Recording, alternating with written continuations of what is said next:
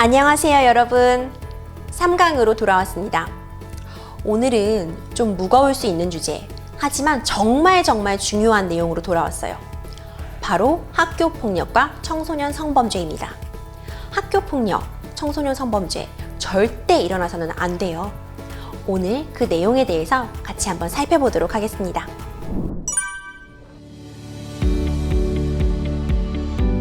네, 이것도 당연히 학교폭력에 해당합니다.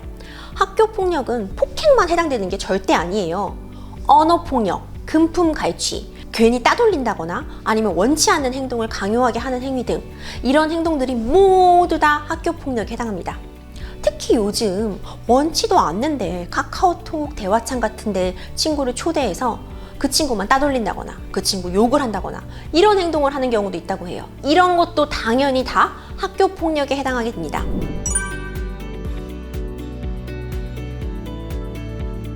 학교폭력 사실이 학교에 알려지게 되면 학교는 조사 과정을 거치고 학교폭력대책자치위원회가 열리게 됩니다.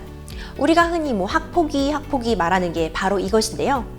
학폭위가 열리게 되면 조사와 진술 과정을 거친 다음에 이제 피해 학생에게는 상담이나 이런 심리치료가 병행되고 원한다면 학급 교체 같은 조치가 이루어지게 됩니다. 그럼 가해 학생에게는 어떻게 되냐?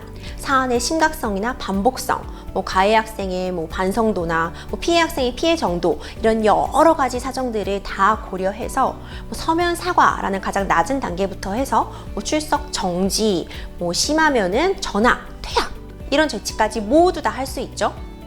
이런 학폭위의 결정과는 별도로 만약 그 학교폭력 행위가 폭행, 협박, 성범죄에 해당되게 된다면 우리 형법상의 폭행죄, 협박죄, 성폭력특별법에 따른 범죄까지 다 해당이 됩니다.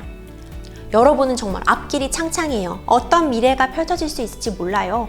그럼에도 불구하고 이런 청소년기에 이런 학교폭력 때문에 내가 꿈꿀 수 있는 미래를 빼앗기는 그런 일은 없어야겠죠?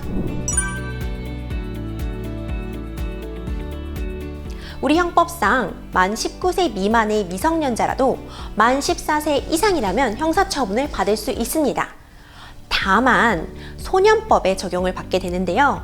사안의 심각성이나 죄질 이런 것들에 따라서 수강명령이나 봉사명령 아니면 1개월 정도의 단기 소년원 성취 내지는 단기, 장기 소년원 성취라는 보호처분을 받게 되는 거죠. 이런 소년법에 따른 보호처분과는 별개로 민사적인 배상은 하셔야 돼요. 피해자가 입은 손해에 대해서 또는 정신적 손해에 대해서 그에 따라 합당한 금전을 지급하시는 건 또 별도입니다. 또 많은 분들이 잘못 알고 계신 게 청소년이라면 무조건 소년법에 적용을 받는다 이렇게 생각하시는 경우가 많아요. 하지만 사안의 심각성, 죄지에 따라서 경우에 따라 소년법에 적용을 받지 않고 일반 형법에 적용을 받게 되는 경우도 있습니다. 물론 미성년자이기 때문에 일정 부분 감형, 그러니까 좀 더 경한 처벌을 받게 되기는 하지만 그렇다고 해도 형벌에 적용을 받게 되면, 형사처분을 받게 되면 그때는 전과, 우리가 소위 말하는 빨간 줄 긋게 된다는 점 명심해 주세요. 아동청소년 보호법에 따라서 아동청소년 음란물의 경우에는 이제 그냥 단순히 소지하기만 해도 처벌을 받게 되어 있어요. 내가 동의하에 전송한 사진 혹은 영상일지라도 그걸 소지하게 되면 바로 처벌을 받게 됩니다. 그러니까 장난삼아 서로 주고받았다 하더라도 나도 모르게 범죄에 해당할 수 있다니까 정말 주의해야겠죠? 이런 범죄가 저는 정말 나쁘다고 생각하는 게 보통 이러면 가해자가 피해자를 교묘하게 구슬려요. 너도 나쁜 짓을 같이 한 거야. 너가 또 이런 사진을 보내지 않으면 이 사진을 유포할 거야. 이렇게 협박을 하게 되고 피해자는 피해 사실을 숨기려고 하다가 더 큰 피해를 당하게 되는 거죠. 이게 정말 전형적인 수법이거든요. 이럴 때 우리 피해자는 당장 도움을 청해야 돼요. 이런 협박을 당했다면 먼저 하셔야 될 건 대화 내용 캡처해 주시고요. 아이디나 영상을 주고받은 내역들, 통화를 했다면 통화 내역 같은 거 녹음하는 거 필요하고요. 이런 자료를 준비해서 바로 수사기관에 신고를 하면 좋겠어요. 특히 청소년을 대상으로 한 성범죄에 대해서는 정말 엄히 다스리고 있거든요. 실제로 바로 요 앞서 말씀드렸던 소년법이 적용되지 않고 바로 일반 형법이 적용되는 케이스에 이렇게 미성년자를 교묘하게 약치, 유인해서 성폭력 범죄를 저지른 경우에는 바로 일반 형법이 적용되는 경우도 많이 있습니다.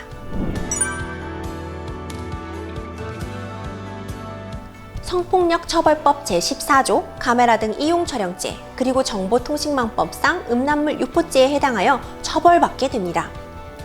내가 최초 유포자가 아니라고 할지라도 결국 이런 영상이나 사진 같은 경우에는 계속 유포되면서 그 피해가 눈덩이처럼 불어나게 되거든요. 나는 그냥 무심코 받은 영상을 다른 데 퍼나른 것에 불과해 라는 변명이 통하지 않거든요. 이런 피해 사실이 확인되는 영상이나 사진 발견했다면 좀 알려주고 수사기관에 신고를 해서 좀 확산을 막는 데 기여하는 그런 학생들이 됐으면 좋겠습니다. 내가 동의하여 촬영한 영상 또는 사진일지라도 내가 그걸 유포하는 데 동의했을 리는 없잖아요. 그 경우에는 성폭력처벌법에 따라 유포죄로 반드시 처벌받게 됩니다. 이런 영상 유포하고 돌려보고 하면 무조건 반드시 처벌받아요. 요즘 이런 범죄에 대해서 제가 거듭 강조드리지만 엄벌하는 추세거든요. 그럼 이제 이렇게 처벌받는 거랑 별개로 이런 영상들, 사진들을 삭제하고 싶으시잖아요. 일단 수사기관에 삭제에 대한 도움을 요청하는 것도 당연히 필요하고 이 영상이나 사진들이 게시되어 있는 사이트 측에 당장 삭제를 요청하시는 게 필요해요. 그리고 한국여성인권진흥원 디지털 성폭력 피해자 지원센터에서 이런 삭제에 대한 도움을 주고 계시거든요.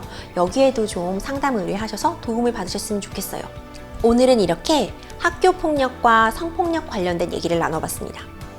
여러분, 제가 인생 선배로서 꼭 이 얘기 드리고 싶어요. 죄를 지으면 처벌을 받아요. 그리고 나쁜 건 가해자지 피해자가 아니에요. 여러분, 피해자 여러분들은 적극적으로 법의 도움을 받아서 피해 구제를 받으시고 가해자는 꼭 죗값을 치르게 되니까 순간의 잘못된 선택이나 어린 시절의 치기로 내 인생 전체를 망칠 수 있는 그런 행동은 절대 하지 않으셨으면 좋겠어요. 이렇게 3강에 걸쳐서 청소년을 위한 생활법률 특강을 진행해 봤습니다. 코로나19 때문에 직접 여러분을 만나지 못하고 이렇게 온라인을 통해서 만나게 돼서 조금 아쉬움은 남지만 그래도 이렇게라도 여러분들에게 유용한 법률 지식을 전달할 수 있어서 저는 정말 뿌듯했습니다. 그럼 우리 다시 건강하게 만날 날을 기억하면서 그럼 여기서 인사드릴게요. 여러분 감사합니다. 안녕.